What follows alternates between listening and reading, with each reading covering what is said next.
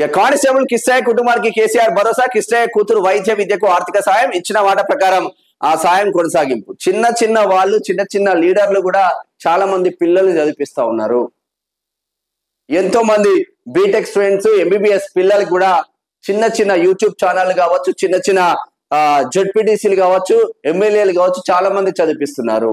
ఒక కానిస్టేబుల్ కిష్టయ్య ఆ కూతురికి భరోసా ఇవ్వడం మంచిదే, కానీ ఇంత పెద్ద ఎత్తున ఇంకా చాలా మందికి మీరు హెల్ప్ చేయాల్సిన అవసరం మాత్రం ఉంటుంది కేసీఆర్ గారు.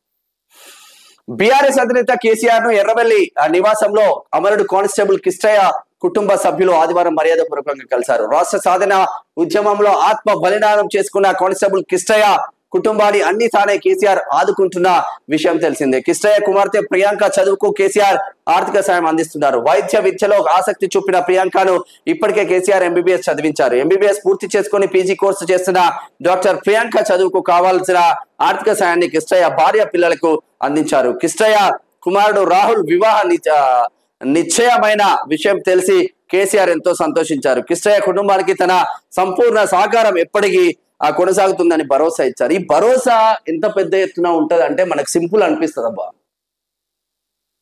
ఒక కుటుంబం ఘోరమైన స్థితిలో ఉండి అసలైన మెయిన్ క్యాండిడేట్ ఇప్పుడు కిష్టయ్య చనిపోతే ఆ కుటుంబం ఎంత దిగజారుతుందో, అటువంటి కుటుంబాన్ని ఏకంగా అప్పుడున్న ముఖ్యమంత్రి కేసీఆర్ ఒక ముఖ్యమంత్రి అండగా ఉంటే అది చాలా చాలా అంటే చాలా పెద్ద అసెట్ గా మారుతూ ఉంటుంది. అందులోంచే ఆ కుటుంబం వాళ్ళ తల్లి కావచ్చు, బిడ్డ కావచ్చు, కొడుకు కావచ్చు, వాళ్ళ ముఖాలలో ఆనందం చూడవచ్చు మనం. Great sir.